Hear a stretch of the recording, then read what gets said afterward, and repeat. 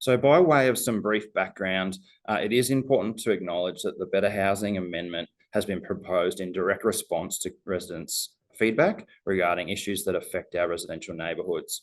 They've been raised through avenues such as our Morton Says surveys, customer inquiries, and submissions on previous community engagement activities.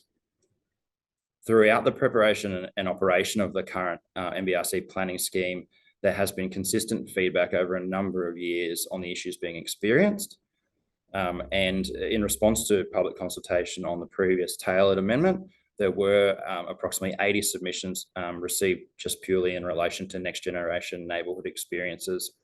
At that time, those submissions were sort of outside of the scope of the proposed amendments, but related to matters including feelings of overdevelopment in our neighbourhoods and concerns over the impact of new development on residential amenity. The community feedback that we have been receiving has certainly been heard loud and clear by our council, which resolved to review the outcomes being achieved in our next generation neighbourhood precinct and for secondary dwellings, among other issues. And it was off the back of these investigations that council then resolved to make the Better Housing Amendment in December of 2021.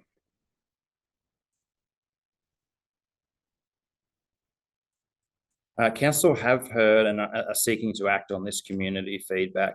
However, we do certainly understand that we are a growing city and there is a very real need for the delivery of new homes.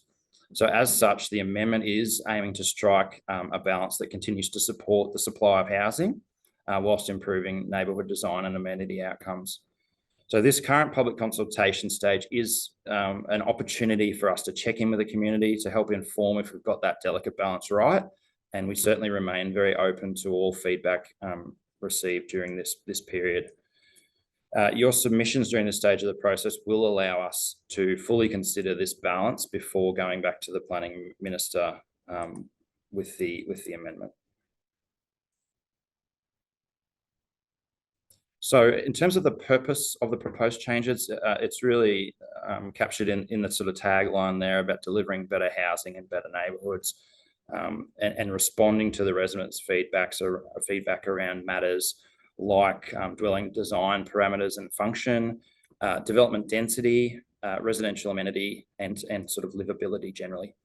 The approach that the project team have taken to review this feedback and identify key issues has included consideration of the outcomes achieved in past development applications, looking at equivalent standards in other planning schemes throughout the state, and investigating relevant best practice urban design outcomes, as well as undertaking statistical and demographic research to support the investigations.